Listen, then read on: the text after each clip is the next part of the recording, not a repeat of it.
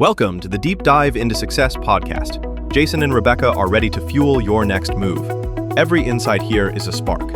Ignite change. Seize the moment. Take action today and shape your tomorrow. Check us out by listening. And if you like what you hear, don't forget to subscribe to receive notifications when new content is available. Okay, welcome to the Deep Dive. Good to be here. So today we are really digging into sales follow-up. You know, that feeling when you're staring at an email you sent, wondering, am I just chasing this person? Yeah, that awkward feeling. And a lot of the source material we looked at points to one big problem. Old school follow-up relies way too much on pressure. Pressure, like the classic just checking in or touching base. Exactly. And that kind of language, it just instantly erodes any trust you build. The prospect's brain basically hears, uh-oh, this person needs the sale. They need my money. Right.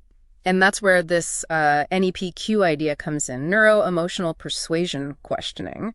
How does that approach keep things moving without that pushy feeling? Well, the core idea really is that NEPQ focuses on asking these targeted questions during the initial conversation.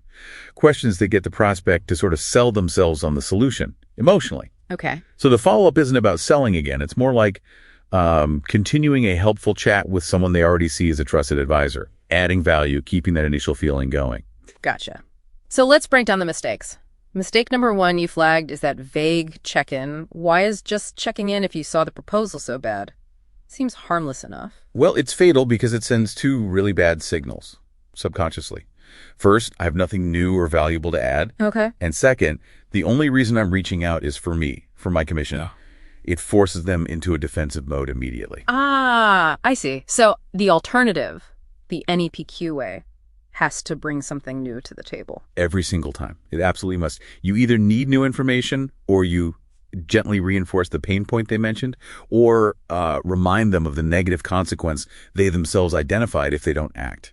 That completely flips the script. So instead of did you read it, you're offering like genuine help. Can you give an example? Yeah, sure. So let's say during the first call, they mentioned a huge bottleneck in fulfillment was costing them money. Instead of just asking about the proposal, you might send a quick email or message saying, hey, remembered you mentioned that fulfillment bottleneck.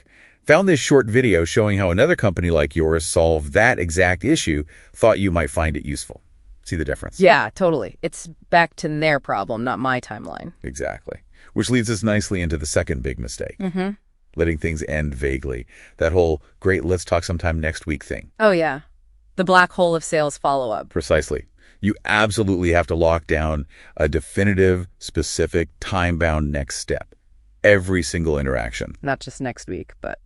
Okay, perfect. Let's schedule a quick 7-minute call for Tuesday, say 2 p.m. Central, just to finalize that implementation piece we discussed. Does that work? Specific task, specific time. Right. No wiggle room. But what about when they stall? Yeah. You know, they say they'll do the Tuesday call, but then emails about being too busy, needing more time.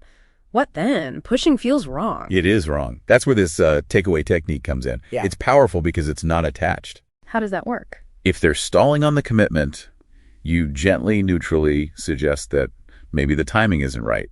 You might say something like, it sounds like things are really hectic on your end. Maybe this isn't the top priority right now.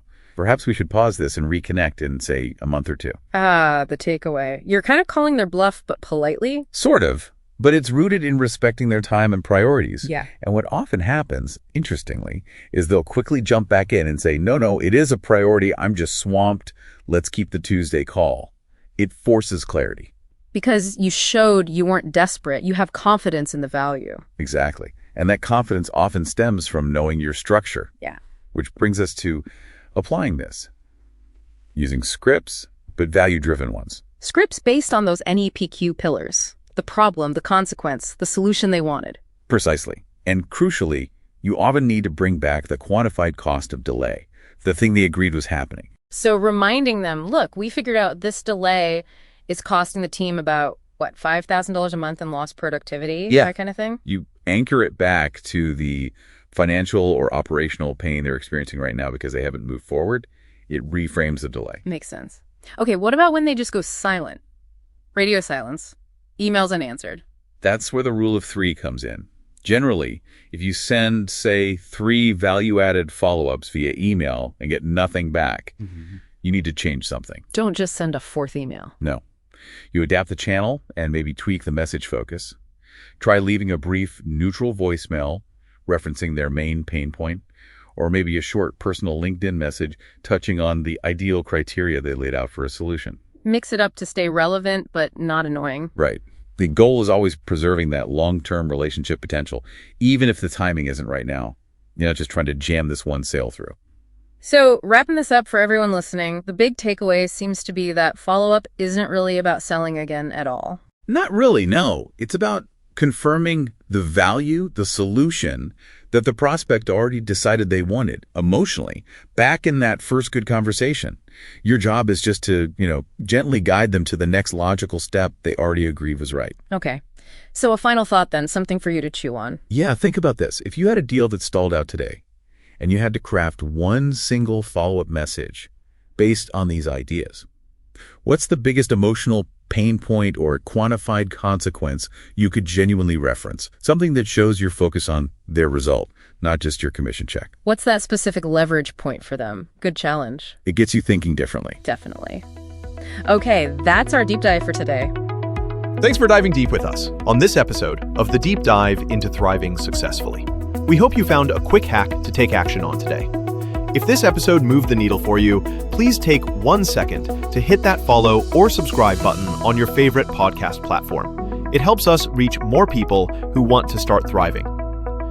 Our content is 100% based on listener requests. We want to cover the topics you struggle with. Drop your episode suggestions in the comments or send us an email directly at deepdive@lfeg.info. And the best way you can help us is to share this episode with a friend or colleague you care about. Let's build a thriving community together. Until the next dive, keep crushing your goals.